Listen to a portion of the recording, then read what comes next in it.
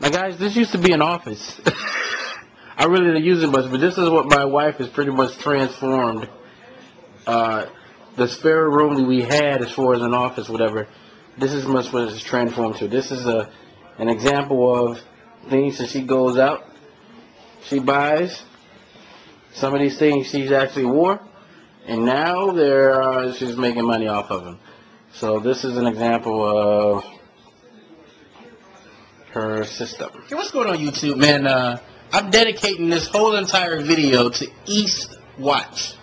It's the East Watch. This video is for you.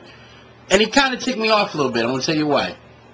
So I went through and I was showing YouTube, look, this is my wife. This is the frugal life she has. And he had the audacity to say that, that's not your wife. You just found a friend and you say, hey, let's just do a video. So you know what? Thank the East Watch. Now you inspired me to talk about our journey into a business. Because I think this is something good for everyone else to hear. Because there's a lot of you out there right now who are afraid to make the leap from your job to another business. And some of you guys may be forced to make that leap because you may lose your job and there may not be any more jobs out there for you to get. So I'm going to turn the camera back on to my friend. Now, okay. So first of all, what would you like to say to the YouTube world? Who I am? Would you clear it up? Like, are you my friend? No. Well, I mean, I'm your friend, but I'm also your wife. Yes. I am your wife. We are married. We've been married for 6 years. Mm-hmm. 6 years, and we've been together for like 8 or 9 years total. Yeah. Now, let's tell everybody this story. Remember, I want you to just to go back in time here real quick. We're in Las Vegas, right? Mm-hmm. I was going to UNLV at the time, and you were working. Mm-hmm. And let's just talk to everybody right now. Let's share the story of this transition period. Because I'll warm them up a little bit. I was trying business for the first time, and I was trying to get you to jump on board. Mm-hmm. Tell everybody about that experience. How did that feel for you at that time when I was trying to get you to leave your job that you went to school for 4 years? Tell everybody about that. It was scary as hell. I thought we were going to be homeless living in a car somewhere. Now, why did you think that? Because when you're at a job, you kind of feel secure, and to a point you feel secure, because you know you're going to get your paycheck every 2 weeks, so you kind of budget your life around those 2 paychecks that you get a month. And I thought if we both were, if I didn't have a job, then your paycheck becomes your responsibility. So if you don't, if you have your own business, how much you get paid is basically how much effort and energy you put into it. So it was a little nervous, and plus I didn't know a lot about business. And I would also say, too, that I knew very little about business. So it was a learn as you go process with us. Pretty much. Now, because people need to hear the whole side. Mm-hmm. Now, when we first started business, was it glamorous? God, no. It was awful. It was so awful. It was not fun. I thought we were crazy a lot most of the time. It was awful. Now, were there times where you wanted to say, you know what, why did I quit my job? This is stupid, whatever? Mm-hmm. I thought, this is crazy. I can't believe I let him talk me into quitting my job. I'm going to have to call home. We're going to ask my parents for money. I mean, yeah, there were times when I thought that. But for whatever reason, you just kind of get through it and you just move on. But it's awful. At the same time, it's also rewarding because you learn a lot, and you learn more doing your own thing than you do working at a job. Because at a job, you kind of program. They say this is you're what like you a worker bee. Yeah. Say like, okay, today you have to do X, Y, and Z, and that day you show up, you do X, Y, and Z, and then tomorrow say, okay, now you need to do that again, so then you do it again. It's just repetitive. Now let me ask you this question. Mm-hmm. If I came to you today, so you know what, Shauna, you don't no longer need to do business. Mm-hmm. Let's find a job. Would you find one? No. Why?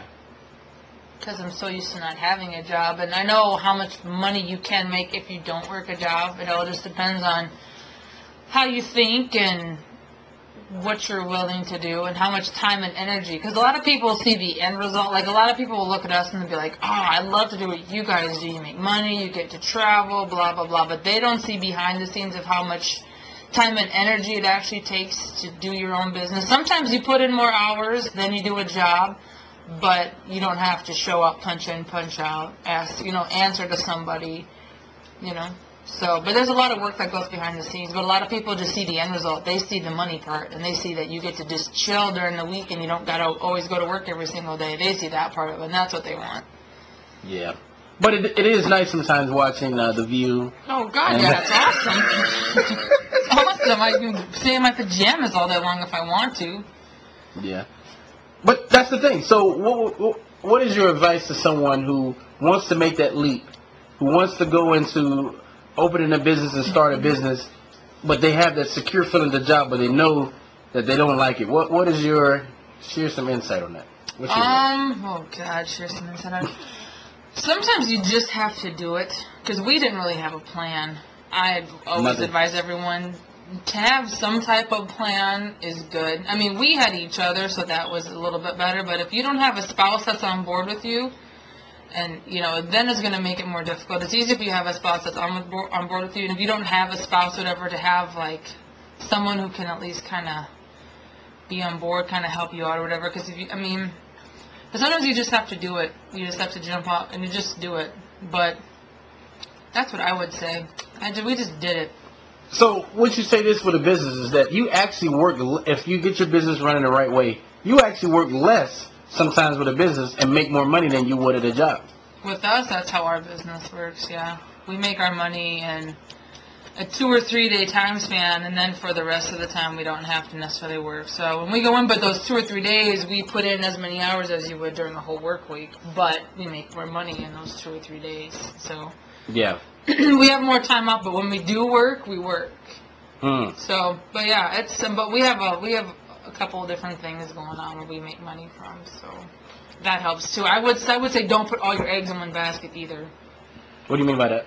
Like, we have money, we have a couple of different ways of business-wise that we make money. So if one kind of lags a little bit, then the other one kind of makes up for the one that may not be doing so well, and then vice versa the next month or the next week. So, but we eventually got to that.